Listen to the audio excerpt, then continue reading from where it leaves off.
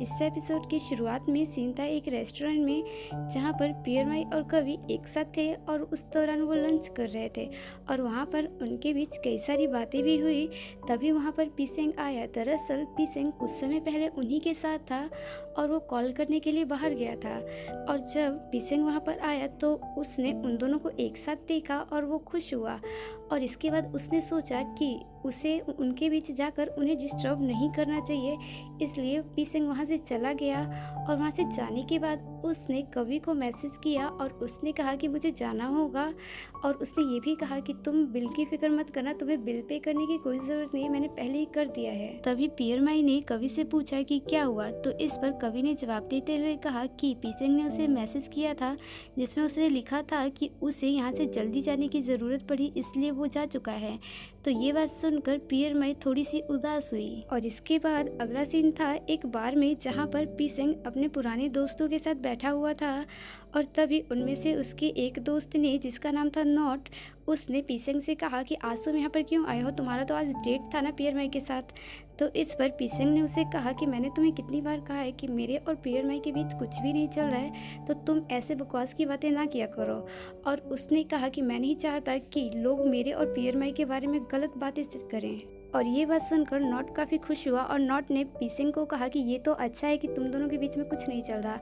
और उसने कहा कि मेरी नज़र बहुत पहले से ही पियर माई पे थी, क्योंकि मैं पियर माई को पसंद करता हूँ। तो ये बात सुनकर पीसेंग ने उसे कहा कि अगर तुम चाहो तो तुम ट्राई कर सकते हो पियर माई को इम्प्रेस करने का। तो इस पर नॉट ने कहा क्या तुम श्योर हो कि तुम पियर माई को नहीं चाहते। और उसने कहा कहीं ऐसा तो नहीं कि तुम पियर माई के साथ जो कुछ करना चाहते थे वो कर चुके हो और अब तुम पियर माई में इंटरेस्टेड नहीं हो।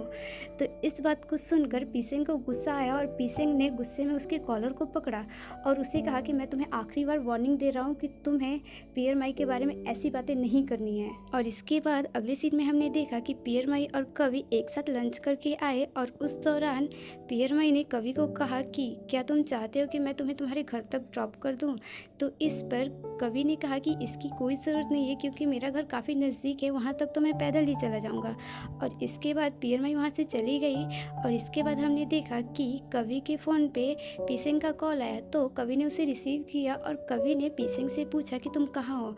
और उसने पीसेंग से कहा क्या तुम्हें भूख लगी है। और इसके बाद अगले सीन में हमने देखा कि पीसेंग और कवि एक साथ थे और उस दौरान कवि खाना खा रहा था और उसने बहुत सारा खाना ऑर्डर कर रखा था अपने सामने। तो इस पर पीसेंग ने कहा कि तुम इतना सारा खाना कैसे खा सकते हो, तुम तो अभी अभी पियर माई के साथ खाना खा कर आए हो। तो इस पर कवि ने पीसेंग से कहा कि तुम भी क्या बात कर रहे हो। और उसने कहा कि मैं भला पियर माई के सामने खुल के कैसे खा सकता था। तो इस पर पीसेंग ने कहा कि तुम्हें अपनी पर्सनैलिटी छुपाने की कोई ज़रूरत नहीं है, तुम जैसे हो वैसे बने रह सकते हो। और उसने कहा कि अगर तुम अपनी रियल पर्सनैलिटी सबको दिखाओगे तो लोग तुम्हें ज़्यादा पसंद करेंगे। तभी इस पर कवि ने कहा कि तुम्हें ऐसा क्यों लगता है कि लोग मुझे ज़्यादा पसंद करेंगे। और उसने कहा कि मुझ जैसे इंसान को भला कोई क्यों पसंद करेगा। तो इस बात पर पीसेंग मुस्कुराया और इसके बाद पीसेंग ने अपने हाथों से कवि को खिलाया। और इसके बाद अगला सीन था कवि के घर में, जहां हमने देखा कि कवि ने उस क्रिस्टल बॉल को उठाया और इसके बाद उसके दिमाग में ख्याल आया कि जाकर चेक किया जाए कि फ्यूचर में पीसेंग और पियर माई की शादी के बारे में क्या चल रहा है। तो इसलिए कवि ने उस क्रिस्टल बॉल को घुमाया और क्रिस्टल बॉल एक्टिवेट हुआ और वो पहुंच गया फ्यूचर में। और जहां हमने देखा कि कवि पियर माई और पीसेंग की शादी में जाने के लिए तैयार था, तभी वहां किसी ने उसके दरवाजे को खटखटाया। और जब जाके कवि ने दरवाज़ा खोला तो उसने देखा कि उसके सामने पीसेंग खड़ा था।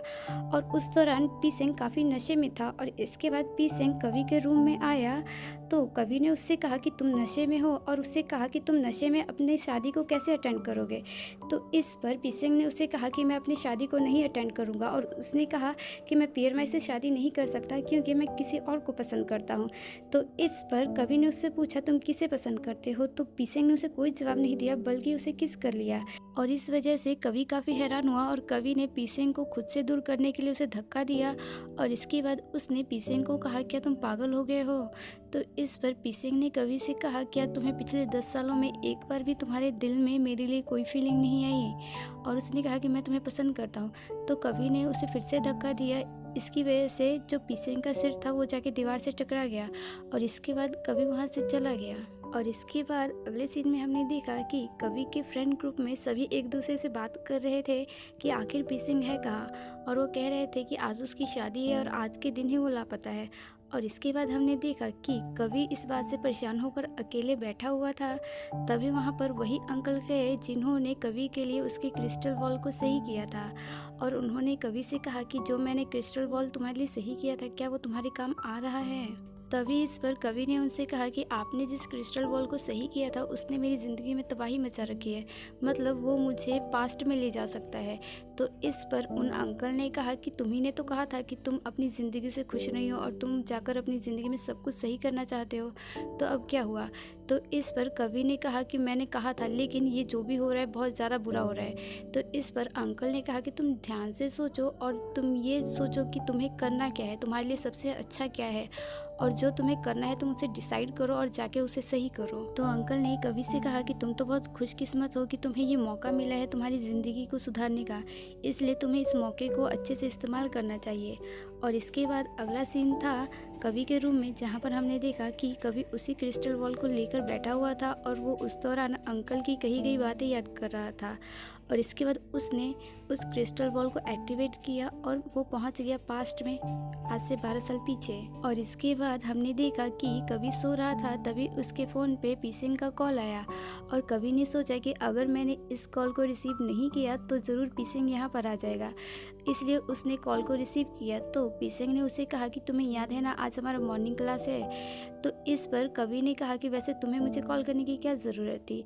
तो इस पर पीसिंग ने कहा क्योंकि मैं तुम्हारा दोस्त हूँ, और उसने कहा कि वैसे मेरे पास कुछ है तुम्हें देने के लिए। तो कवि ने कहा कि मुझे नहीं चाहिए। दरअसल पीसिंग कवि को एक खिलौना देना चाहता था, और वो खिलौना वही था जिसे कवि ने पसंद किया था, लेकिन कवि उसे ले नहीं पाया था, इसलिए उसके लिए पीसिंग ने उस खिलौने को लिया था और वो उसे कवि को देना चाहता था। और इसके बाद अगले सीन में हमने देखा कि कवि एक लिस्ट बना रहा था जिसमें वो अपने मिशन लिख रहा था कि वो टाइम ट्रेवल करके कौन से मिशन पूरे करेगा। और उसका पहला मिशन था पियर माई को इम्प्रेस करना, दूसरा मिशन था उसके पापा को मेडिकल ट्रीटमेंट के लिए तैयार करना, और उसका तीसरा मिशन था मैक्स नाम के लड़के से दोस्ती करना, जो कि वो पहले भी एक दूसरे के साथ दोस्त रह चुके थे। और उसका अंतिम और चौथा मिशन था पीसिंग से दूरी बनाना। और इसके बाद अगला सीन था क्लासरूम में, जहाँ कवि पीसिंग और पियर में से काफ़ी दूर बैठा हुआ था। तभी वहाँ की टीचर ने उनसे कहा कि मैं चाहती हूँ कि तुम जोड़े बना लो, और जो ये स्क्रीन पे क्वेश्चंस दिख रहे हैं तुम्हें उनके आंसर देने हैं। और इसके बाद हमने देखा कि पीसिंग जाके कवि के पास बैठ गया और उसने कहा कि यहाँ बाकी सबके जोड़े बन चुके हैं, बस तुम और मैं ही बाकी थे, इसलिए मैं तुम्हारे पास आ गया। और इसके बाद हमने देखा कि उनका क्विज स्टार्ट हुआ, और उस दौरान पीसिंग कवि से बातें करने की कोशिश कर रहा था, लेकिन कवि पीसिंग की किसी भी बात का अच्छे से जवाब नहीं दे रहा था, बल्कि उल्टा जवाब दे रहा था, क्योंकि उसने पहले से ही सोच रखा था कि वो पीसिंग से दूरी बना कर रखेगा, इसलिए वो पीसिंग के साथ बिल्कुल भी अच्छे से पेश नहीं आ रहा था। और उसका ये बिहेवियर पीसिंग को अच्छा नहीं लगा, इसकी वजह से उसने अपसेट फील किया और वो वहाँ से जाने लगा नाराज़ होकर। तभी उसके पीछे कवि भी गया, और इसके बाद कवि ने पीसिंग को कहा क्या तुम मुझसे नाराज़ हो। तो इस पर पीसिंग ने कहा मैं किसी से नाराज़ नहीं हूँ। तो कवि ने कहा कि मैं नहीं चाहता कि तुम मुझसे नाराज़ हो जाओ, क्योंकि पिछली बार मैंने एक दोस्त को ऐसे ही नाराज़ कर दिया था और उससे मैं अभी तक बात नहीं कर पाया हूँ। तभी इस पर पीसिंग ने कवि से कहा अगर तुम मेरी केयर करते हो तो तुम सीधे सीधे मुझे कह सकते हो। और इसके बाद पीसिंग कवि को अपने साथ ले गया लंच के लिए।